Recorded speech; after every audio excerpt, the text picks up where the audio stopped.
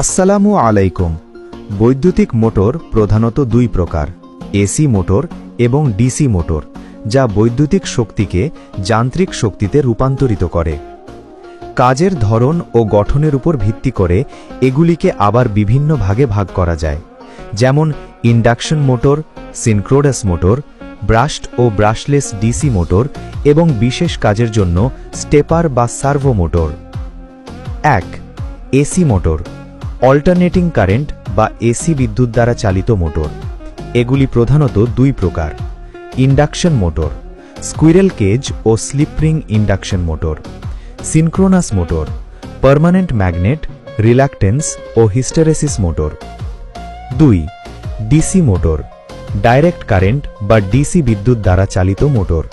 এগুলি প্রধানত দুই প্রকার, ব্রাশড ডিসি মোটর ও ব্রাশলেস ডিসি মোটর। 3. বিশেষ ধরনের মোটর, নির্দিষ্ট কাজের জন্য ব্যবহৃত হয়। ইউনিভার্সাল মোটর, এসি ও ডিসি উভয়তেই চলে। স্টেপার মোটর সুনির্দিষ্ট কোণে ঘোরার জন্য ব্যবহৃত হয়। সার্ভো মোটর নিখুঁত পজিশন কন্ট্রোলের জন্য ব্যবহৃত হয়।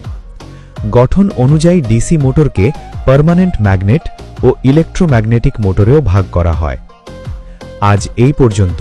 এরকম যদি আরও কিছু জানতে চাও তাহলে লাইক, ফলো দিতে ভুলবেন না। ধন্যবাদ।